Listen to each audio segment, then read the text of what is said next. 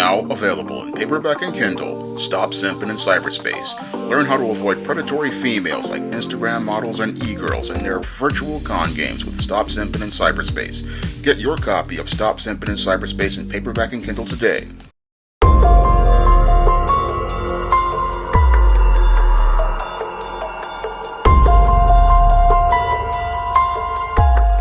Six Houston women are accusing a NASA engineer of allegedly sexually assaulting them after meeting him on a dating app. Johnson Space Center employee and star of a viral NASA video now faces 6 charges of sexual assault. 37-year-old Eric Sim is out on a total bail of $600,000 for all charges. Shern Min Chow is at the Harris County Criminal Justice Center with this big update now. Shern Min. Yeah, the DA just wrapping up a press conference on this about 45 minutes ago, calling Eric Sim a serial rapist. When we first reported on this case, there were 2 accusers. The DA now saying that there are 6 accusers. Sim was just a college student when he made this Gangnam-style parody video for NASA, which was viewed nearly 9 million times. Prosecutors say Sim found his victims on dating apps, invited them to his home where the assaults allegedly happened, and that he used his notoriety to attract women. Along with his NASA credentials, frequently mentioned to gain credibility with his victims, and his international travel, all are clues that could indicate further victims. The current cases span from 2019 to 2022. Prosecutors say it often takes time for victims to come forward. 1 rape kit was done in these 6 cases. Authorities are asking any other potential victims to come forward to contact the police or the district attorney's office. Kim's lawyer maintains Kim is innocent and has said that the relationships were consensual. Meanwhile, NASA says it cooperated with authorities when an employee was arrested at the Johnson Space Center back in February, that it will take appropriate action when it completes its investigation and gets information from police agencies. We are live here downtown. Shern Min Chow, KHOU 11 News. We'll stay on top of this case. Thank you so much, Shern Min Chow. Now, according to reports, 37-year-old Eric Sim, a NASA engineer who was featured in a viral video inspired by the Gangnam-style music video, was arrested and charged with 6 counts of sexual assault.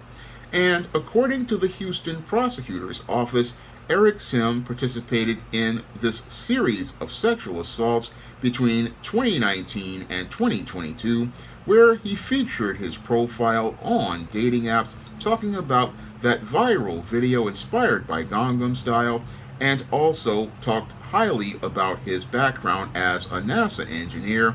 And as he was going on dates with women in the Houston area, he is alleged after several dates to invite women to his home, where he allegedly participated in a series of sexual assaults, where one report is of him drugging a woman with a drink, and that woman says that she woke up hours later naked with signs of sexual assault injuries, and also said that she had contracted an STD from Eric Sim. Now, a second woman says that Eric Sim allegedly forced himself onto her when she refused to have sex with him, and other women have come forward, and as they have come forward, there are more requests for information, because it is alleged that Eric Sim traveled all over the world to places like the UK, Canada, and Japan, and there may be more possible victims of Eric Sim's alleged sexual predation. Now, the Houston police see this as an isolated incident, but when I take a critical examination of the alleged behavior of Eric Sim, it definitely fits the pattern and profile for cyber simps that I talk about in my book Stop Simping in Cyberspace, and the pattern and profile for beta males that I talk about in my book The Man Crisis. And in my book Stop Simping in Cyberspace, I talk about how many people who are cyber simps have extremely low self-esteem, and that's the main reason why they go on online dating apps, because these men don't have the confidence or self-esteem to be able to go out and approach women in the real world. And that's what it looks like for me with Eric Sim, who was a successful NASA engineer. And because he was a successful NASA engineer, he could have easily gone out and used his social and interpersonal skills to easily just go talk to women. Unfortunately, he didn't have the self-esteem to go out into the real world because he feared rejection. And I believe that because he feared rejection, he had a lot of resentment towards women, resentment that he basically was seething with as he was entering these dating apps.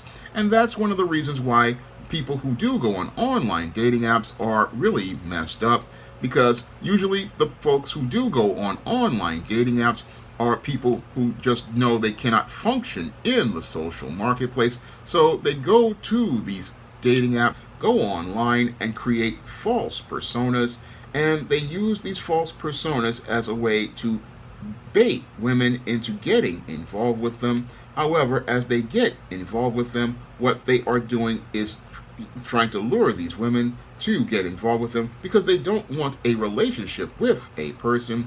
No, they see a woman as a sexual object, and a sexual object for them to be able to participate in their fantasies in the secret world.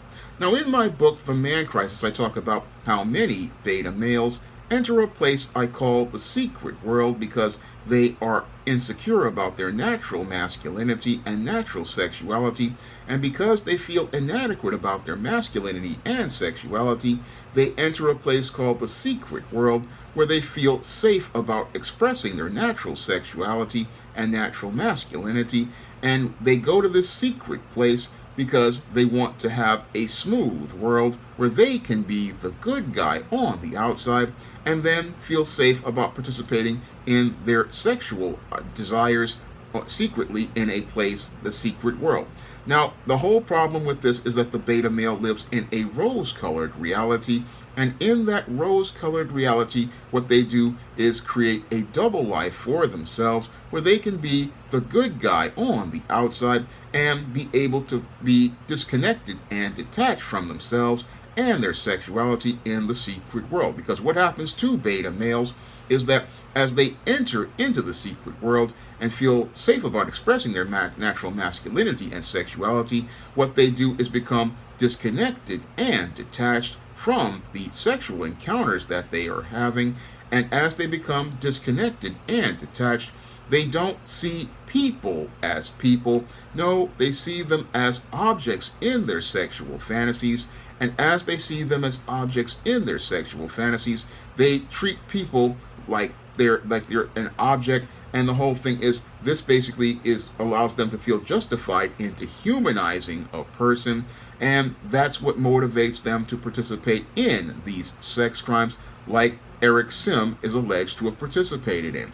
What motivates them to participate in these sex crimes is that they believe that this is a way not only for them to get sexual pleasure, but also get power in these situations, and they get power from the pleasure of humiliating a woman. These men get power from and get pleasure from seeing a woman humiliated, because for them, they get a pleasure out of seeing a woman basically having her dignity stripped away and taking away power and agency over her body. That's what makes these sex acts from beta males deviant sexual acts. It makes it a deviant sexual act because these men are all about getting pleasure from the power of seeing a woman violated and humiliated. That is the motivation for them to commit these kinds of crimes, and that's what makes these men very dangerous. It makes them very dangerous because these men, as they go out here and participate in their sexual deviancy with these sex crimes, oftentimes they escalate their behavior, and as they escalate their behavior, what they do is they go from participating in assaults on women to participating in rapes of women to looking to escalate their behavior, to looking to murder women, because for these males, the whole rush for them is about the power that they have, and after a while, assaulting women just isn't enough for them, so they escalate their behavior, and as they're escalating their behavior to get a bigger rush as related to power, they eventually reach a point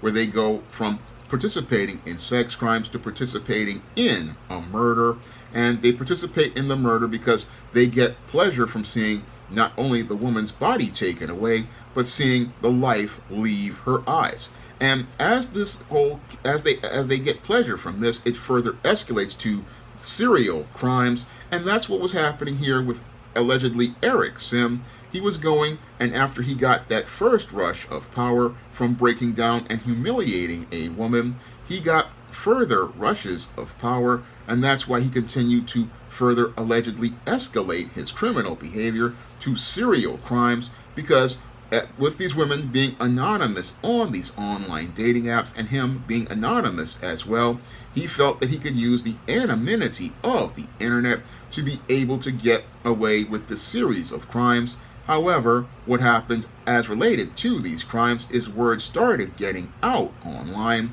and as word started getting out online, people started telling people about this man on their profiles on social media, and as people started telling people about what was going on social media, women started to get the courage to file police reports against this man as related to these allegations, and as they started to go out and file police reports against this man, what they did was go out and file those police reports, and as they filed police reports, one woman participated in a grape kit, and another has possible evidence of this STD.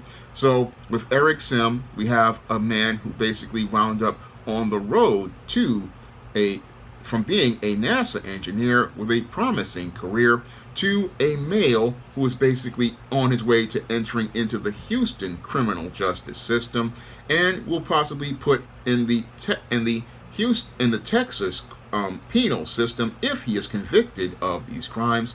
And in the Texas prison system, he will go from being a NASA engineer to having to deal with the engineering of the authority of the COs of the Texas criminal justice system, and will have to deal with the social hierarchy of Bubba, Tiny, Roscoe, Big Dave, Melvin, and Mr. Sprinkles in the Texas prison system.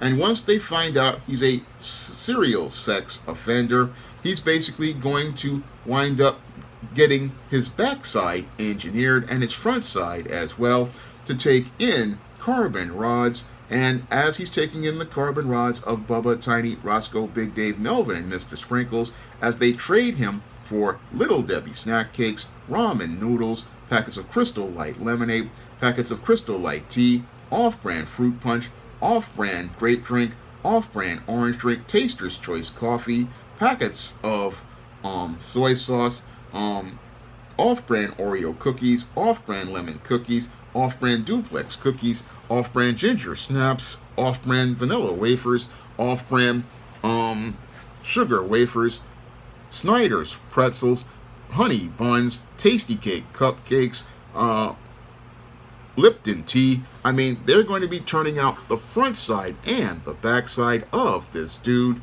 and he's going to be wondering what space he's in as Mr. Sprinkles comes in and sprays the special white sauce all over the front side and the back side, then splits the cheeks open and shows everybody his backside looking like the inside of a glazed donut as they turn that tight end into a wide receiver. And as they turn that tight end to a wide receiver, he's going to find out all about the power of the inmates in the system, because in the prison system, they don't like inmates like this.